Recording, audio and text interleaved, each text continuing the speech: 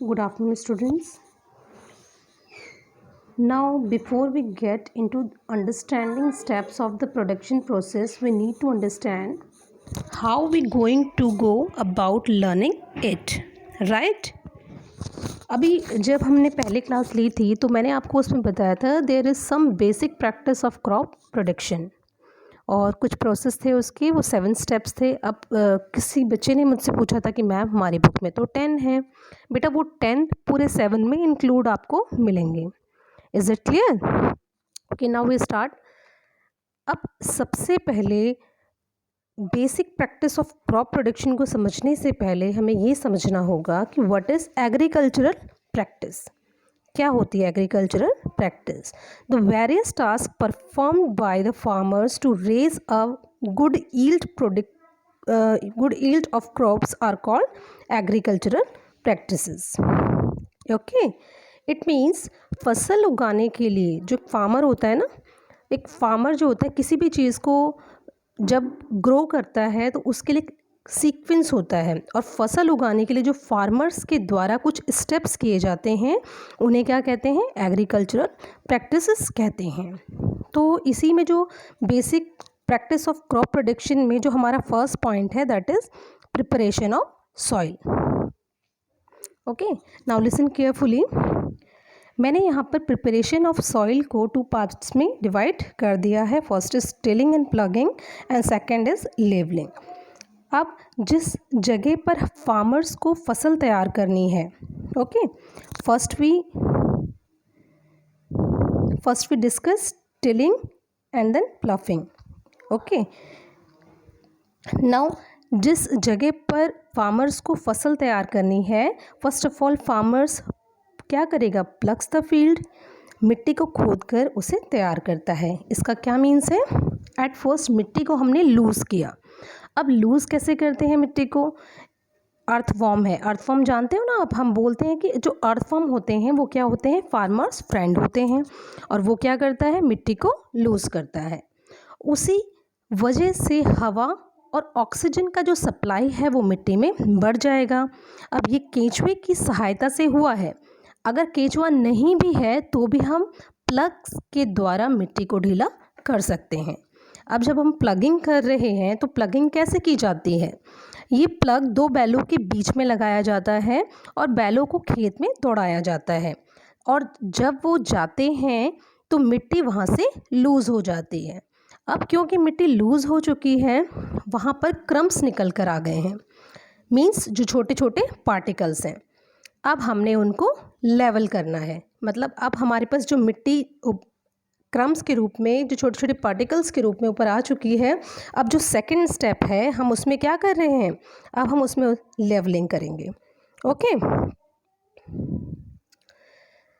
अब उसके लिए लेवलर काम में लाते हैं।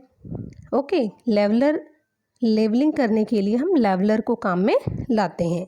जब मिट्टी ढीली कर रहे हैं तो उसके लिए प्लग शेयर का काम में लेते हैं। जब हम मिट्टी ढीली कर रहे हैं तो प्लग शेयर काम में ले रहे हैं, और ये कैसा होता है? लकड़ी का भी हो सकता है और आयरन का भी हो सकता है।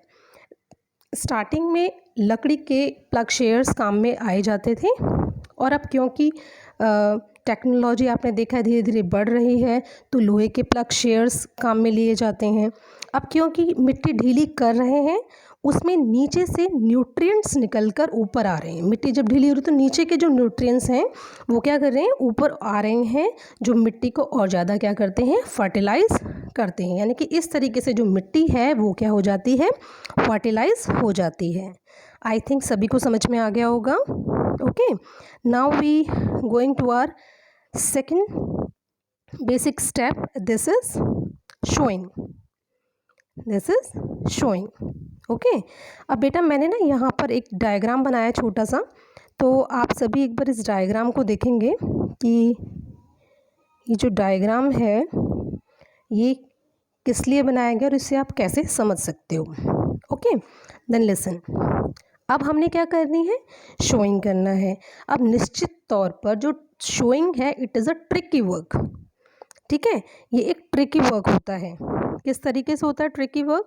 क्योंकि इसमें सबसे पहले ये परख करनी होती है कि शीट जो हम ठीक है। शीट जो हम अब शो करने वाले हैं, शोइंग करने वाले हैं, वो अच्छा है भी या नहीं।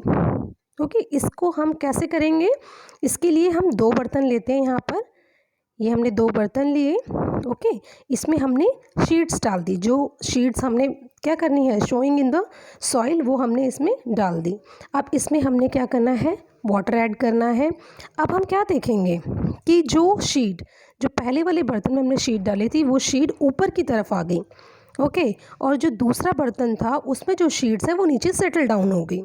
अब जब हमने पहले वाले बर्तन में देखा कि जो शीट्स ऊपर आ गई, then what it means these seeds are not for good for sowing, these seeds not good for sowing. और जो दूसरा वाला बर्तन था जहाँ पर कि जो शीट्स थे वो सेटल डाउन हो गए थे, इट मीन्स ये जो शीट्स हैं ये आपकी शोइंग के लिए परफेक्ट हैं, गुड हैं। ओके, आ गया आप सबको समझ में। अब मैनुअल मेथड, इसमें एक मैनुअल मेथड है। फर्स्ट इस ट्रेडिशनल मेथड है, जो कि इसमें हम यूज़ करते हुए देखते हैं कई बार, जिसे मैनुअली के नाम से भी जानते हैं। अब इसमें क्या होता है, इसमें फनल जैसे आकार की कोई चीज़ होती है, उसमें 2 या 3 पाइप्स जुड़े होते हैं। क्लियर, हम किसकी बात कर रहे हैं, हम बात कर रहे हैं मैनुअल मेथड की। सो लिसन, अब यहाँ पर क्या हो रहा है कि एक फनल जैसी चीज़ है जिसमें 2 या 3 पाइप जुड़े हुए हैं, हम उसमें बीज डालते हैं और वो लैंड में सेटल्ड हो जाते हैं। क्लियर। अब जो सेकंड मेथड है वो क्या है, शीट ड्रिल। अब जब इसके बाद शीट ड्रिल का आविष्कार हुआ तो इसकी इम्पोर्टेंस क्या थी, शीट ड्रिल की इम्पोर्टेंस क्या थी कि ये इक्वल डिस्टेंस में बीज डालेगा। फॉर एग्जांपल, अगर मैंने कहीं पर कोई भी वीट की प्रोडक्शन करनी है, वीट की क्रॉप ग्रो करनी है, तो क्या करेंगे हम कि यहाँ पर 10 सेंटीमीटर के बीच में, यानी कि जो गैपिंग होगा हर क्रॉप के बीच में वो 10 सेंटीमीटर होगा। और यही जो शीट ड्रिल है कि इक्वल डिस्टेंस पे क्या करेगी, बीज को डालेगी। इससे क्या होगा कि जो शीड को पूरी तरह से फर्टिलाइजर्स मिलेंगे और इक्वल डिस्टेंस की वजह से जो एक पौधा है वो दूसरे पौधे की ग्रोथ को किसी भी तरीके से नहीं रोकेगा।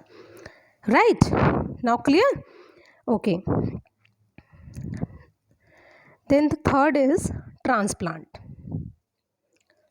ठीक है, अब आ जाती है बारी ट्रांसप्लांट की। अब ट्रांसप्लांट क्या होता है, ट्रांसप्लांट में होता है कि transplant is a common in the cultivation of paddy and vegetables.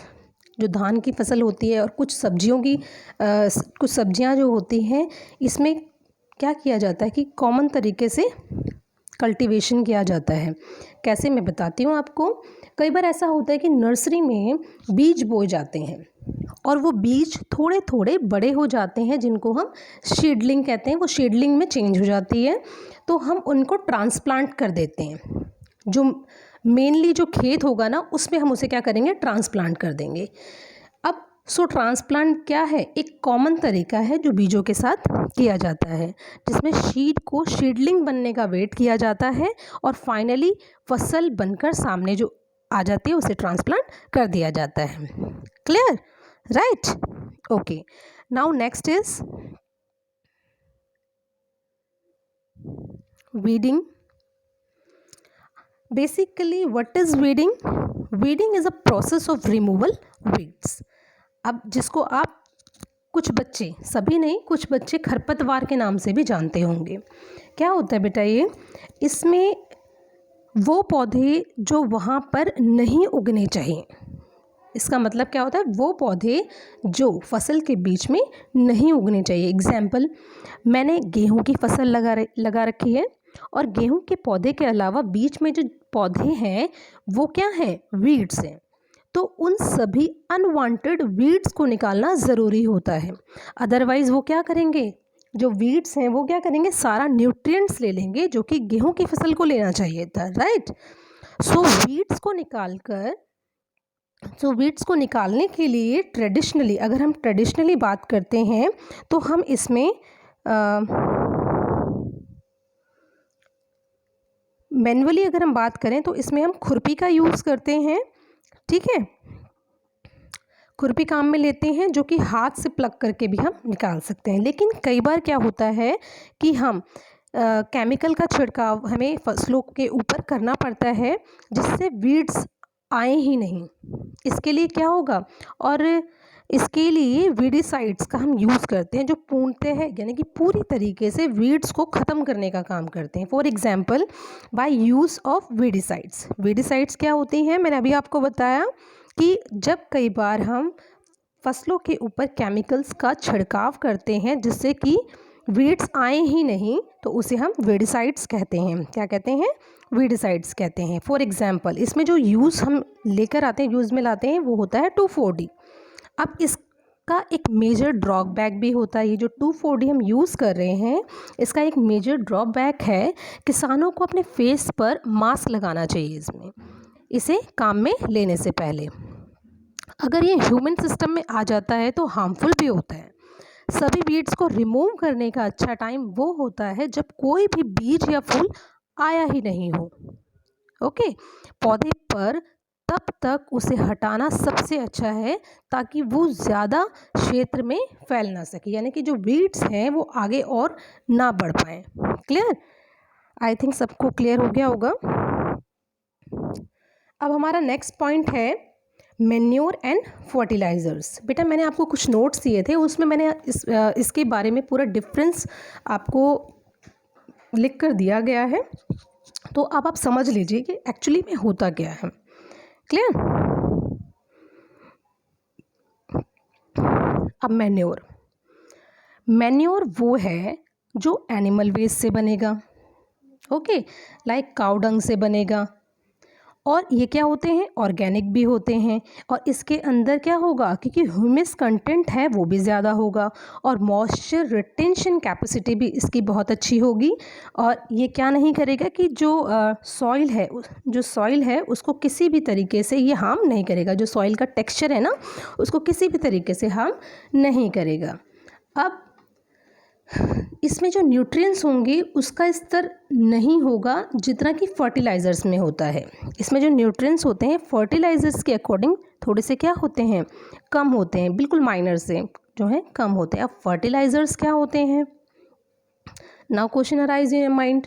Okay, fertiliser, सबसे पहले जो फर्टिलाइज़र्स हैं ये कहाँ प्रिपेयर होते हैं, ये फैक्ट्रीज़ में प्रिपेयर किए जाते हैं। अब हम फर्टिलाइज़र्स की बात करते हैं तो इसमें NPK फर्टिलाइज़र की बात करते हैं।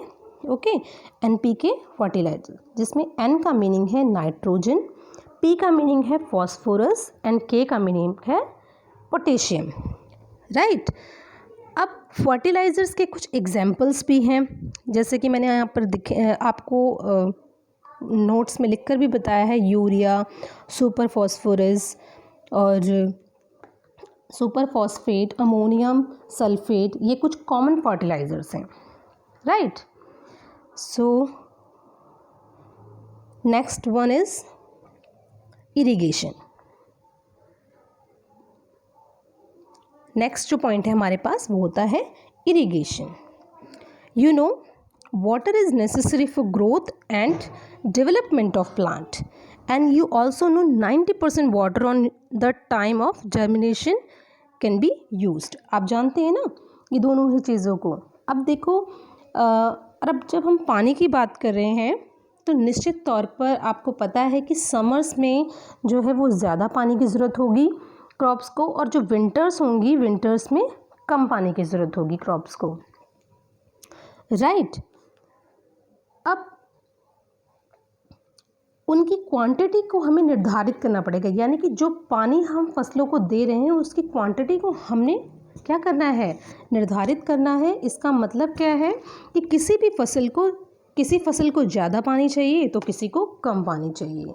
तो ये सब बातें हमें ध्यान में रखनी होंगी कि कौन सी फसल ज़्यादा पानी लेती है और कौन सी कम। मैंने आपको पहले भी बताया था कि जो खरीफ की फसल होती है वो राबी के अकॉर्डिंगली क्या करती है, ज़्यादा पानी की ज़रूरत उसको होती है। Okay, now next one is protection of crop. अब देखो बेटा, मैंने यहाँ पर एक एरो से डायग्राम नहीं कहेंगे, एरो से मैंने इसको आपको समझाने की कोशिश की है। So listen carefully. Okay, paste. Paste वो ऑर्गेनिज्म होते हैं जो फसलों को डैमेज करते हैं और उसे ह्यूमन कंजम्पशन के लिए अनुपयोगी बनाते हैं।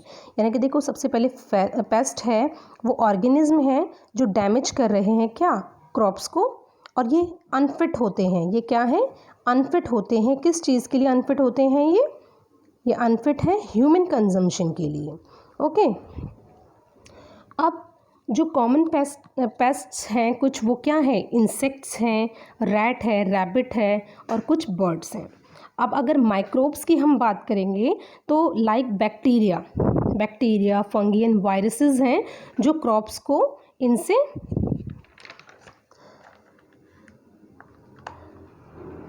प्रोटेक्ट करने के लिए हमें क्या करने पड़ते हैं, कुछ पेस्टिसाइड्स स्प्रेड करने पड़ते हैं on crops to destroy pests.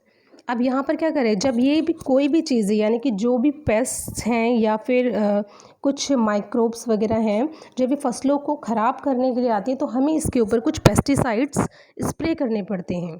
ठीक है, और आपने देखा होगा कि बर्ड्स से क्रॉप्स को प्रोटेक्ट करने के लिए स्केयर क्रोज फील्ड में इंस्टॉल किए जाते हैं। Clear? Okay, then our next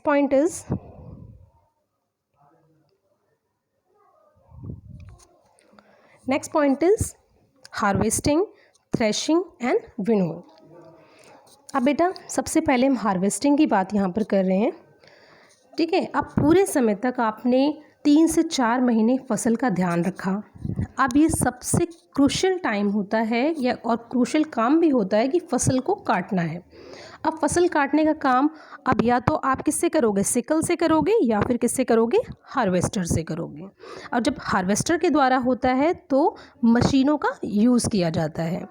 अब जबकि फसल कट चुकी है तो 3-4 महीने लगे उस फसल को हार्वेस्टिंग की प्रोसेस तक पहुंचने के लिए, राइट। अब इसके बाद हम बात करते हैं थ्रेशिंग की। What is threshing? अब जब फसल कट चुकी है तो उसमें जो छिलका है, जो बाहर का हिस्सा है, उसको मुख्य ग्रेन से अलग किया जाता है।